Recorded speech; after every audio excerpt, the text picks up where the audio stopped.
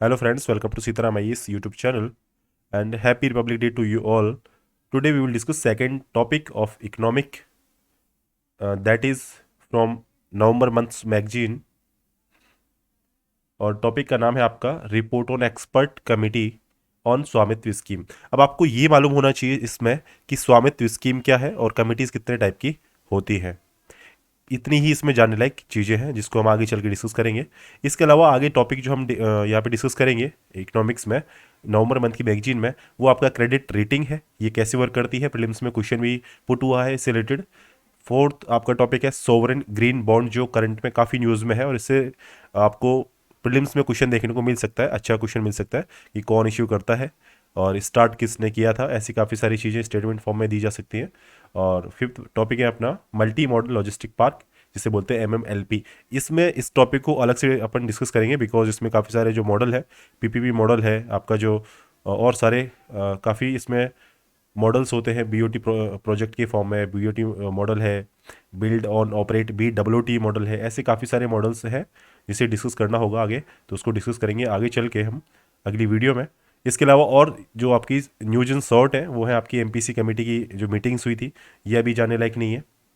जो न्यूज़ हमें जाने लायक होगी, जो अपने प्रीलिम्स या मेंस के पर्सपेक्टिव से इंपॉर्टेंट होगी, उसी को अपन यहाँ पे डिस्कस करेंगे। ये नहीं कि पूरी मैगजीन आई तो पूरी मैगजीन को ही हमने उठा के पढ़ना चालू कर दिया। म्यूनसिपल फाइनेंसिंग जो है इसको हम डिस्कस कर लिए थे। अर्बन लोकल बॉडीज़ को अच्छे से अपन ने डिस्कस कर लिया था। 12th शेड्यूल को कर लिया था। Articles related to part 9A, that is आपका था म्यूनसिपलिटीज़, उसको हमने डिस्कस कर लिया था। काफ़ी सारी चीज़ इसमें डिस्कस की थी। यदि क्वेश्चन आता है अर्बन लोकल बॉडीज़ पे मेंस में या प्रीलिम्स में आर्टिकल बेस्ड क्वेश्चन आता है तो वहाँ से हम उसको आराम से सही उसको कर सकते हैं एग्जाम में। अभी टॉपिक पर चलते हैं आगे कि रिपोर्ट जो है एक्सपर्ट कमेटी की स्वामित्व स्कीम पे, इसका क्या कहना है, तो सजेशंस क्या हैं, स्कीम किस लिए थी और एक्सपर्ट कमेटी कैसे बनी है और कमिटीज़ कैसी कैसी होती है, तो हम देखेंगे। यहाँ पे टॉपिक शुरू हुआ है अपना, यहाँ पे देखिए एक एक्सपर्ट कमेटी बनाई गई थी और इसने स्वामित्व स्कीम, जिसकी फुल फॉर्म है सर्वे ऑफ विलेजेस आबादी and mapping with improvised technology in village areas. अब आपको मालूम होना चाहिए स्वामित्व है तो ये आपका विलेज एरियाज के में टेक्नोलॉजी के यूज और उसकी मैपिंग से रिलेटेड है। मतलब मैपिंग में टेक्नोलॉजी का यूज़ करना है और सर्वे करना है, ताकि इसके ऑब्जेक्टिव हमें देखने को मिल सके क्या क्या चीज़ है कि ये रिकॉर्ड ऑफ राइट्स प्रोवाइड करता है। विलेज हाउस होल्ड जो है उनको, मतलब ग्रामीण जो है, ग्रामीण जो घरों में लोग रहते हैं, उनकी कुछ जो प्रॉपर्टी है, जैसे उनकी लैंड है जो पहले डिजिटलाइज्ड फॉर्म में नहीं थे, पहले उनकी लैंड रिकॉर्ड एक तरीके से लीगलाइज्ड फॉर्म में नहीं थे, पहले उनके लोकल ट्रांसफ़र होते थे लैंड के। अभी उनको एक प्रॉपर्टी कार्ड दिया जाएगा और रिकॉर्ड ऑफ राइट्स उनको प्रोवाइड किया जाएगा। इसके अलावा clear ownership of property rural areas में एस्टेब्लिश की जाएगी। ये सारी इसमें चीज़ें की जानी है। और इसके अलावा क्या क्या इसके फीचर्स हैं ये आप ऑब्जेक्टिव वगैरह में देख सकते हैं। तो ये काफ़ी कोई इतनी इंपॉर्टेंट न्यूज़ नहीं है, बस आपको नाम मालूम होना चाहिए था कि स्वामित्व स्कीम की फुल फॉर्म क्या है। और दूसरा आपको ये थोड़ा सा मालूम होना चाहिए कि ये मिनिस्ट्री ऑफ पंचायती राज है, उसके अंडर है। ये मिनिस्ट्री ऑफ रूरल आपका जो डेवलपमेंट है उसके अंदर नहीं है, ध्यान रखिए।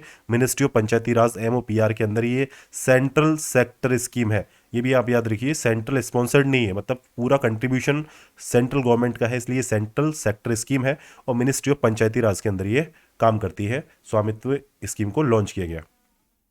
अब देखिए इसमें चीज़ें क्या क्या हैं, मैंने यहाँ पे इसको हाईलाइट किया है कि स्कीम में ड्रोन टेक्नोलॉजी का यूज़ किया जाएगा मैपिंग के लिए लैंड पार्सल्स की, और continuous operating reference system establish किया जाएगा। अब इसको आप जरूर याद रखें कि CORS कोर्स क्या चीज़ है। CORS ये क्वेश्चन बन जाएगा अच्छे से प्रीलिम्स में, ये कोर्स किस चीज़ से रिलेटेड है। आप साइंस टेक में ढूंढेंगे ये आपको क्वेश्चन मिल जाएगा, लैंड मैपिंग से रिलेटेड मिल जाएगा। तो ठीक है, तो इसको ढंग से आप तैयार करें इसको। इसमें एक चीज़ और होगी जिसको बोलते हैं ग्रामीण मानचित्र। ये आपका एक स्पेटियल आपका एप्लीकेशन है, मिनिस्ट्री ऑफ पंचायती राज ने इसको किया है जब स्वामित्व स्कीम उसके अंडर आती है। तो इसके अलावा ये एक यूनिफाइड जियोस्पेटियल प्लेटफॉर्म है। ग्राम मानचित्र, देखिए वर्ड से आपको सीधा सीधा पता चल रहा होगा कि किस चीज़ से रिलेटेड है। ये सर्वे से रिलेटेड है, स्पेटियल एप्लीकेशन है और ये रियल टाइम ट्रैकिंग में काम आएगा। तो काफ़ी क्वेश्चन जो होते हैं ऐसे होते हैं ना प्रीलिम्स में कि स्टेटमेंट देख के हम उसका अंदाजा लगा लेते हैं, लेकिन वहाँ पे जो क्वेश्चन होता है ना वो जनरलाइज्ड फॉर्म में होता है। तो हमें वहाँ पे बस ये देखना होता है कि कौन सा स्टेटमेंट जनरलाइज्ड नहीं है, उसको एलिमिनेट करना होता है। तो ग्राम मानचित्र आपको पता हो जाना चाहिए कि स्पेटियल एप्लीकेशन है मिनिस्ट्री ऑफ पंचायती राज का रूरल मिनिस्ट्री जो है रूरल डेवलपमेंट से रिलेटेड, उसकी ये प्रोग्राम ये नहीं है। ये आपको मालूम होना चाहिए। और CORS के बारे में बात करते हैं, कंटिन्यूस ऑपरेटिंग रेफरेंस सिस्टम। अब ऑपरेटिंग रेफरेंस सिस्टम क्या होता है? जो रेफरेंस आपने पढ़े होंगे 10th में, मैथमेटिक्स आपके पास सबके पास था, तो सबको मालूम होगा रेफरेंस पॉइंट क्या होते हैं। तो उसमें यही वो काम करना है कि ये नेटवर्क है रेफरेंस स्टेशंस का, जो वर्चुअल बेस स्टेशन को प्रोवाइड करता है, ऐसी इंफॉर्मेशन देता है, सपोर्ट करता है एस्टेब्लिश करने में ग्राउंड कंट्रोल पॉइंट को। और ये एक एप्लीकेशन है, इसके अंदर काफ़ी सारे एप्लीकेशंस आते हैं सेक्टर्स, जैसे कि डिजास्टर मैनेजमेंट की फील्ड में, इमरजेंसी रेस्पॉन्ड की फील्ड में ये काम आ सकते हैं एप्लीकेशंस। ट्रांसपोर्ट है, एग्रीकल्चर है, कंस्ट्रक्शन है, प्लानिंग और एसेट मैनेजमेंट है, इन चीज़ों में इसके एप्लीकेशंस हैं यूज। इसके एप्लीकेशंस की फॉर्म में कोर्स को यूज़ किया जा सकता है। इसके अलावा अवेयरनेस जनरेशन में ये सारे और काम भी हैं। ग्राम मानचित्र आपका स्पेशल प्लानिंग एप्लीकेशन है जो डेवलप किया गया है, ये सब चीज़ है। प्रोग्रेस क्या हुई है इसको नहीं जानना है आपको। और इसमें देखिए आइडेंटिफाइड ब्रॉड एरियाज जो है इम्पैक्ट के स्वामित्व के, ये भी आपको जानने की जरूरत नहीं, बस आपको पॉइंट मालूम होना चाहिए कि लैंड रिकॉर्ड जो है उनके क्रिएशन में, और यूज ऑफ आबादी प्रॉपर्टी एज फाइनेंशियल एसेट, ताकि लोग, ग्रामीण लोग जो है वो लोन वगैरह ले सके, फाइनेंशियल बेनिफिट ले सके अपनी ज़मीन से। और प्रॉपर्टी टैक्स है उसका मैनेजमेंट हो सके, कलेक्शन में उनका कलेक्शन भी हो सके रूरल एरियाज में, और रूरल प्लानिंग में इससे हेल्प हो सकती है।